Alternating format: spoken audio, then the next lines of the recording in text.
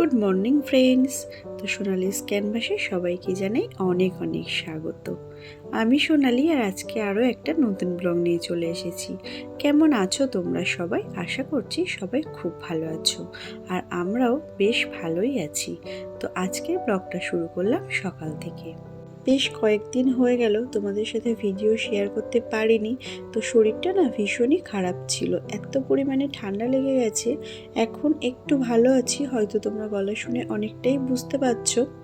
এখন ওয়েদারটা এতটাই খারাপ যে হয়তো ঋতুটা বর্ষাকাল, কিন্তু ফিলিংসটা হচ্ছে সেই গ্রীষ্মকালের মতো, তাই না বলো? এত পরিমাণে গরম, আবার কখনো কখনো বৃষ্টি নামছে, আবার ভোরের দিকে একটু ঠান্ডা লাগছে। তো সব মিলিয়ে মিশিয়ে না প্রায় প্রত্যেকটা মানুষ না অসুস্থ হয়ে পড়ছে। আর যে বাড়িতে একজন অসুস্থ হয়ে পড়ছে, তো সেই বাড়িতে না প্রত্যেকেই অসুস্থ হয়ে পড়ছে, এমন একটা ব্যাপার। কিন্তু আমাদের বাড়িতে সকলেই প্রায় ভালোই আছে, শুধুমাত্র আমার একটু বেশি ঠান্ডা লেগে গেছে, কিন্তু জ্বরটা আসেনি। বাট শরীরটা না ভীষণই উইক লাগছিল, আর মাথাটা না ভীষণ যন্ত্রণা করছিল। তো সেই জন্য তোমাদের সাথে কোনো ভিডিও এই কয়েকদিন শেয়ার করতে পারিনি। তো তোমাদের সাথে গল্প করতে করতে বেশ কিছু কাজ কমপ্লিট করে ফেলেছি। তো প্রথমে টেবিলটা সুন্দরভাবে পরিষ্কার করে নিলাম, আর এখন দেখো এই বেসিনটা একটু পরিষ্কার করে নিচ্ছি। এই বেসিনটা না আমি কিন্তু প্রত্যেক দিন একবার করে পরিষ্কার করে নিই। আর এখন দেখো এখানে একটা মিরর আছে, আর এই অ্যাকোয়াগার্ডটা আছে, এগুলো একটু পরিষ্কার করে নিচ্ছি। যদিও এই অ্যাকোয়াগার্ডটা না এবছর একদমই ইউজ করা হচ্ছে না, শুধু শুধু সার্ভিসিং করিয়ে ফেলে রেখেছি বলতে পারো। তো ভাবছি এবছর এক্সচেঞ্জ করে নতুন একটা অ্যাকোয়াগার্ড নিয়ে নেব। আর চলো তোমাদেরকে দেখাই আমাদের বাড়ি আরও দুজন সদস্য এখন কি করছে। তো এই যে সকাল থেকে উঠেই এরা কিচিরমিচির ডাক শুরু করে দিয়েছে, আর দেখো কি সুন্দরভাবে খেলা করছে দুজনে। তো এটা একটা প্রত্যেকদিন সকালবেলা নতুন ডিউটি অ্যাড হয়েছে বলতে পারো। তো রোজ সকালে ওদের খাবার জল এগুলো চেঞ্জ করে দিই, আর বরমশাই কিন্তু ওদের খাঁচাটা পরিষ্কার করে দেয়। আর আমি যখন সময় পাই তো আমিও মাঝে মধ্যে পরিষ্কার করে দিই। আর পাখি দুটো এতটাই সুন্দর দেখতে না, যে ওদের দিকে তাকিয়ে থাকলে যেন বেশ কিছুটা সময় পার করে দেওয়া যায়। আর যাদের বাড়িতে আমাদের মতো এই পাখিগুলো আছে তারা তো জানোই যে এই পাখিগুলো দেখতে ঠিক কতটা কিউট হয়। তো আমার না খুব ভালো লাগে ওদেরকে দেখতে আর ওদের সাথে সময় কাটাতে। তোমরাও অবশ্যই কমেন্ট করে জানিও কে কে আমার মতো এই পাখিগুলোকে ভালোবাসো, আর কাদের বাড়িতে আমাদের মতো এই পাখিগুলো আছে। আর এখন চলে এসেছি আমার ছোট্ট ঘরটাকে সুন্দর পরিপাটিভাবে গুছিয়ে নেওয়ার জন্য। তো প্রথমেই দেখো বেডটা সুন্দরভাবে গুছিয়ে নিলাম। এটা প্রত্যেক দিনের কাজকর্মের মধ্যে একটা ধরাবাঁধা কাজ বলতে পারো, বেড গুছানোটা। কারণ ঘরের মধ্যে বেডটাই যদি সুন্দরভাবে গুছানো না থাকে, তো পুরো ঘরটাই যেন অগোছালো মনে হয়। তো নিজের বেডটা গুছিয়ে নিয়েছি, আর এখন দেখো চলে এসেছি পাশের ঘরে। এটা না আমার শ্বশুর শাশুড়ির ঘর। তো এই ঘরে খুব বেশি ভিডিও করা হয় না, তো এই ঘরটাও তোমাদের সাথে কোনোদিনই শেয়ার করা হয়নি। বুঝতেই পারছো, যেহেতু শ্বশুর শাশুড়ির ঘর, তো শ্বশুরমশাই থাকেন, তো সেই জন্য না এই ঘরে খুব একটা বেশি ভিডিও করা হয় না। তো আজকে যেহেতু শাশুড়িমা বাড়িতে নেই, তো ভাবলাম বিছানাটা সুন্দরভাবে গুছিয়ে নিই। আর মা থাকলে মাই এই ঘরটা মোটামুটি গুছিয়ে রাখে, তো সেই জন্য আমার আর আসার খুব একটা প্রয়োজন পড়ে না।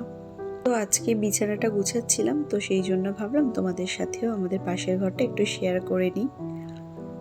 আর জানো তো, যখন আমার বিয়ে ঠিক হয়, তো আমার যেহেতু অ্যারেঞ্জ ম্যারেজ, তো বিয়ে ঠিক হওয়ার পর না 6 মাস মোটামুটি আমাদের হাতে সময় দেওয়া হয়েছিল একে অপরকে চেনার জন্য। তো তখন না ও একবার অসুস্থ হয়ে পড়েছিল। তো আমি বিয়ের আগে একবার এখানে এসেছিলাম, তখন কিন্তু আমি জানতাম যে এই ঘরটা আমাদেরই ঘর।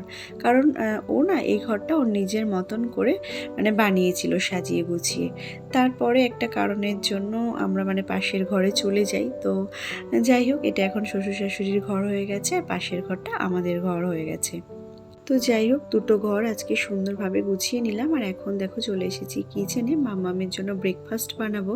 তো মাম্মামের জন্য দেখো আজকে একটু কর্নফ্লেক্স বানিয়ে দিলাম। আজকে না ওর স্কুল ছিল, বাট সকাল থেকেই ঝিরঝির করে বৃষ্টি নেমেছিল, তো সেই জন্য আর ওকে স্কুলে পাঠাইনি।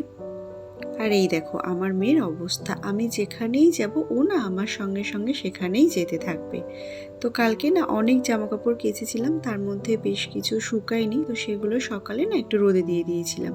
আর এখন দেখো সেগুলোই তুলে নিচ্ছি, তার মধ্যেও না অনেক কিছু কিন্তু এখনও শুকায়নি। তো সেগুলো রেখে এসেছি, আর যেগুলো একটু শুকিয়ে গেছে সেগুলো নামিয়ে নিয়ে আসলাম।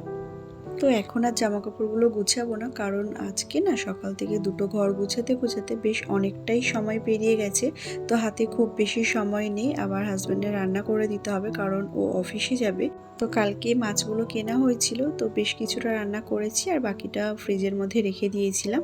তো দেখো সেই মাছগুলোই এখন বের করে নিলাম। আর জানো তো সকালে যেহেতু হাতে খুব বেশি সময় থাকে না, তো সেই জন্য না মাছটা মানে ফ্রিজে রাখা থাকলে খুবই ভালো হয়, তাড়াতাড়ি বের করে রান্না করে দিতে পারি। তা না হলে ও বাজার থেকে মাছ কিনে নিয়ে আসবে আর তারপরে রান্না করে ওকে ভাত দিতে না অনেকটাই দেরি হয়ে যায়। তো সেই জন্য না মাছ এভাবে ফ্রিজের মধ্যেই আমি মানে রেখে দিই। তো দেখো মাছ ভাজাটা বসিয়ে দিয়েছি আর এদিকে একটু ঝিঙে আর আলু কেটে নিয়েছি, ঝিঙে আর আলু দিয়ে মাছের ঝোল করে নেব। আর এখন দেখো একটু চিচিঙ্গে কেটে নিচ্ছি, তো চিচিঙ্গেটা ভাজা করে নেব। তো প্রথমে একটু চিংড়ি মাছ ভেজে নিয়েছি আর এখন দেখো চিচিঙ্গে ভাজাটাও করে নিচ্ছি, তো এর সাথে একটু চিংড়ি মাছও দিয়ে দেব। আর এদিকে দেখো মাছের ঝোলের জন্য আলুটা মানে ভেজে নিচ্ছি আর তারপরে একটু ঝিঙে দিয়ে মাছের ঝোল করে নেব। তো এটাই মোটামুটি আজকে দুপুরবেলার মেনু হবে। তো এত কম সময়ের মধ্যে এর থেকে বেশি রান্না করা পসিবল না। তো এই যে এদিকে আমার চিচিঙ্গে ভাজাটা প্রায় হয়ে এসছে। আর আমার এই ধরনের ব্লগগুলো যদি তোমাদের ভালো লেগে থাকে তো অবশ্যই কমেন্ট করে জানিও। আমি জানি আমার অনেক বন্ধুরা আমাকে অনেক ভালোবাসা দিচ্ছে, অনেক ভালো ভালো আমাকে কমেন্ট করছো। তো তোমাদের এই কমেন্টগুলো পড়ে না আমি অনেক অনেক মোটিভেট হচ্ছি আরও ভালো ভালো ভিডিও বানানোর জন্য। তো তোমরা প্লিজ এইভাবেই আমার পাশে থেকো। আর এই দেখো আমার রান্নাবান্না কমপ্লিট হয়ে গেছে। তো এই যে চিচিঙ্গে ভাজা করেছি চিংড়ি মাছ দিয়ে, আর এদিকে মাছের ঝোল।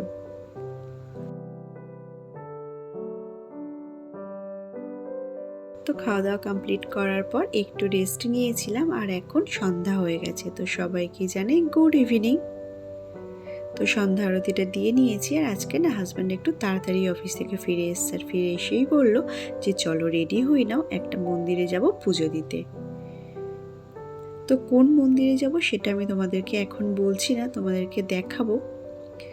এই মন্দিরে না আমরা প্রায়ই যাই, আগেও অনেকবার গেছি, যদিও তোমাদের সাথে মানে শেয়ার করা হয়নি।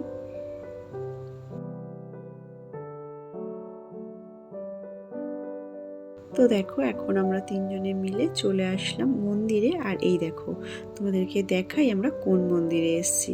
এই যে রাধাকৃষ্ণ হনুমান মন্দির। চলো ভিতরে যাওয়া যাক। যদিও মন্দিরটা এখনো কমপ্লিট হয়নি, এখনো কনস্ট্রাকশনের কাজ চলছে, তাও যতটা তোমাদের দেখানো সম্ভব আমি দেখাবো। মন্দিরটা এতটাই বড় এরিয়া জুড়ে যে তোমাদের কি বলবো। তো যেহেতু এখন সন্ধ্যা হয়ে গেছে, পুরো জায়গাটা তো ঘুরে দেখানো পসিবল না। তো এই যে মন্দিরের প্রথমেই প্রসাদ কিনতে পাওয়া যায়, তো এখান থেকে লাড্ডু নিয়ে নিলাম আর এখন দেখো চলে এসেছি মন্দিরের ভিতরে। আর জানো তো আমরা মন্দিরে ঢোকার একটু আগেই না লোডশেডিং হয়ে গেছে। তো এই দেখো ইনভার্টারে শুধুমাত্র লাইটগুলো জ্বলছিল, ফ্যানগুলো চলছে না। তো এই দেখো মন্দিরটার ভিতরটা তোমাদেরকে দেখাচ্ছি, আর দেখে তো বুঝতেই পারছো যে ঠিক কতটা সুন্দর। অবশ্যই তোমরা কমেন্ট করে জানিও। তো এখন পুজো স্টার্ট হয়ে গেছে, এই সন্ধ্যা আরতিটা দেখার জন্যই আসা, কিন্তু মানে আমাদের আসার আগেই না সন্ধ্যা আরতিটা স্টার্ট হয়ে গেছে আর এখন দেখো কারেন্ট চলে এসছে। তো এই যে দেখো আমার মাম্মাম খেলা শুরু করে দিয়েছে এখানে।